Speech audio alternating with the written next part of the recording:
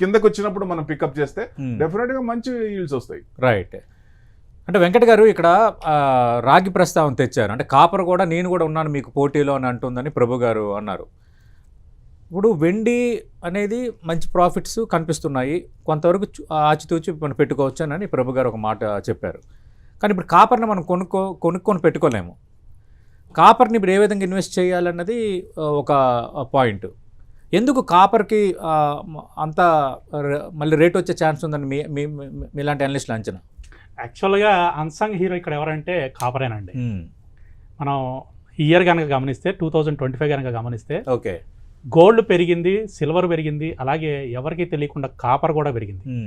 Gold silver పెరిగిన దానికన్నా కూడా కాపర్లో రిటర్న్స్ ఎక్కువ వచ్చినాయి. Hindustan copper example, Hindustan copper కనుక తీసుకుంటే ఆల్మోస్ట్ 120% రిటర్న్స్ ఇచ్చిందండి. గ్రేట్. ఇయర్ ఏప్రిల్లో లో చేసింది. ఏప్రిల్ లో దగ్గర నుంచి ఇప్పుడు వరకు చూసుకుంటే 120% రిటర్న్స్లో హిందుస్థాన్ కాపర్ ఉంది. వచ్చి అన్సంగ్ హీరో ఎవరో దాన్ని ఊహించలేదు. ఓకే, కాపర్తో పాటుగా నెక్స్ట్ ఇంకోటి ఉందండి unsung hero, Hindustan zinc. Okay, so దాన్ని కూడా చాలా మంది అంటే ఎక్కువ మంది పట్టించుకోలేదు, కానీ గోల్డ్ సిల్వర్ కన్నా కూడా అద్భుతమైన రిటర్న్స్ ఇచ్చిందండి పర్సంటేజ్ వైజ్గా. నేను చెప్తాను, అర్థమైంది. కరోనా తర్వాత నుంచి కనుక మన మార్కెట్ చూసుకుంటే 2020 తర్వాత నుంచి చూసుకుంటే మెటల్ సెక్టర్ అనేది చాలా అద్భుతమైన రిటర్న్స్ ఇచ్చిందండి. మెటల్ సెక్టర్ ఓవరాల్గా చూసుకుంటే మనకి 620% రిటర్న్స్ ఇచ్చిందండి metal sector, which is very highest అండి ఉన్న వాటిలో అన్నిటికన్నా కూడా.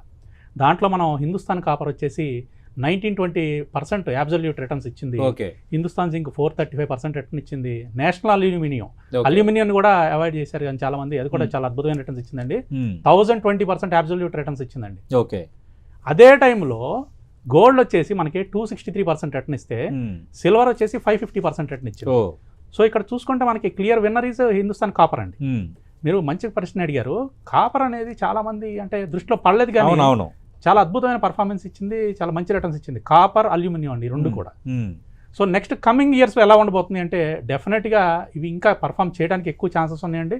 మేజర్గా ఇండస్ట్రియల్ యూసేజ్ ఎక్కువైపోయింది కాపర్లో. అండ్ రెండోది ఏదైతే సిల్వర్ ప్రైస్ పెరిగిపోతున్నాయో దానికి ప్రత్యామ్నాయంగా కాపర్ కూడా వాడుతున్నారు. ఓకే, అండ్ గోల్డ్ ప్రైస్ పెరిగిపోయిందండి, మనందరికీ తెలిసిందే.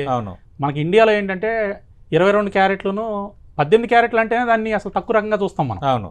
సో ఇప్పుడు పెరిగిన పరిస్థితుల్లో అందరూ ఏం చేస్తున్నారండి, 9 క్యారెట్ 14 క్యారెట్.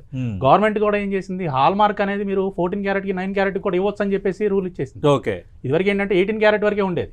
సో ఇప్పుడు ఈ పెరిగిన ధరల్లో చాలా మంది మధ్యతరగతి వాళ్ళు 14 క్యారెట్ అండ్ 9 క్యారెట్లోకి వచ్చేస్తున్నారు. ఓకే, సో 14 క్యారెట్ 9 క్యారెట్ అంటే ఏంటంటే దాంట్లో మిక్స్ అయ్యేది మనకి కాపరే. ఓహో, రైట్. ఓకే, సో కాపర్ మిక్సింగే ఉంటుందండి. సో కాపర్ యూసేజ్ పెరిగిపోతుందండి. ఎల్లో ప్రెషియస్ మెటల్ ఏదైతే మనకి పెరిగిపోయిందో దానికి ప్రత్యామ్నాయంగా కాపర్, ఇప్పుడు కాపర్ కొంచెం తక్కువలో దొరుకుతుంది కాబట్టి దాన్ని మిక్సింగ్ ఎక్కువ చేస్తున్నారు. ఓకే, అంటే వెంకట గారు ఇప్పుడు గోల్డ్ నాకు కావాలంటే నేను షాప్కి వెళ్ళి కొనుక్కుంటాను, రైట్. వెండి కావాలంటే నేను పక్కనే షాపులో ఉన్నాయి, నేను అవైలబుల్ ఉంది. బట్ కాపర్ నేను ఎలా కొనాలి, ఎలా కొనుగోలు చేయాలి అన్నది, ఫర్ ఎగ్జాంపుల్కి ప్రభు గారు కానీ నాగేంద్ర సాయి గారు కానీ గతంలో చెప్పిన ఇప్పుడు చెప్పిన ఈటీఎఫ్స్, తర్వాత డిజీ గోల్డ్, డిజీ సిల్వర్, ఇట్లా కొన్ని యాప్స్ వచ్చాయి. కానీ ఈ కాపరు, జింకు, అల్యూమినియం మీద ఎట్లా పెట్టుబడి పెట్టాలో నా అలాంటి వ్యక్తికి కూడా నాకు కూడా తెలియదు రియల్లీ. కరెక్ట్ అండి, అది కొంచెం వివరిస్తారా? సో సామాన్య మానవుడికి వీటిలో పెట్టుబడి పెట్టాలంటే తెలియదు కాబట్టి దీనికి సంబంధించి మనకి ఈటీఎఫ్స్ ఉన్నాయండి. ఓకే, నిఫ్టీ మెటల్ ఈటీఎఫ్ ఉంది. సో నిఫ్టీ మెటల్ ఈటీఎఫ్లో మనం పెట్టుబడి పెట్టుకోవచ్చు అండి. Okay, so Nifty metal ETF performance కనుక చూసుకుంటే లాస్ట్ 10 years కూడా మనకి 21.71% సిఏజిఆర్ ఇచ్చింది. ఓకే, ఇయర్ కూడా 22.58% సిఏజిఆర్, అంటే కన్సిస్టెంట్గా ఇయర్లీ పర్ఫార్మెన్స్ ఇస్తుంది. సో దాంట్లో పెట్టుబడి పెట్టుకోవచ్చు. రెండోది కొద్దిగా అవగాహన ఉంటే హిందుస్థాన్ కాపర్, హిందుస్థాన్ జింకు, లేకపోతే నేషనల్ అల్యూమినియం లాంటి స్టాక్లో మనం పెట్టుబడి పెట్టుకోవచ్చు. స్టాక్ రూపంలో కొనుక్కోవచ్చు. ఓకే, సో ఇవి అద్భుతమైన రిటర్న్స్ అయితే ఇచ్చినాయి అండి, ఇప్పటి వరకు కూడా ఇచ్చినాయి. అండ్ కమింగ్ డేస్లో కూడా భవిష్యత్తులో కూడా మంచి రిటర్న్స్ ఇవ్వడానికి ఛాన్స్ అయితే ఉన్నాయి. రైట్.